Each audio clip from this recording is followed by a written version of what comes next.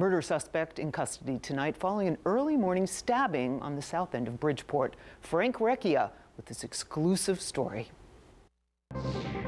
South end of Bridgeport is the crown jewel of Bridgeport. As day breaks over the south end of Bridgeport, an otherwise peaceful morning here at Seaside Park. It is terrible.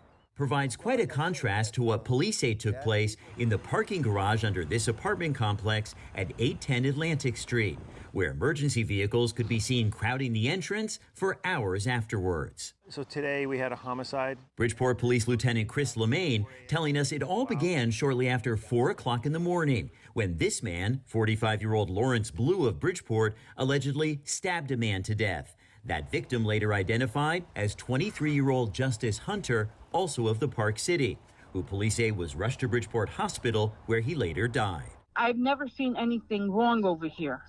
This is the first time I've seen it. A woman who asked not to be identified but says she's lived here for 7 years, telling us she heard a man's, quote, desperate sounding pleas just seconds before the fatal attack. Then all of a sudden I hear this person, this guy, yelling, "Don't leave me.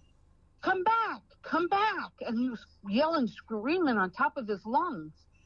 Then I heard him crying. As for a motive, police say they are still investigating. You heard the sirens this morning. Yeah. Andrea Gottfried lives nearby. Because it was Saturday, I didn't walk my dogs at 4 o'clock in the morning because I got to sleep in. But I'm happy I didn't walk my dogs at 4 o'clock this morning because God only knows what would have happened to me and my dogs. Here we go again. Another homicide.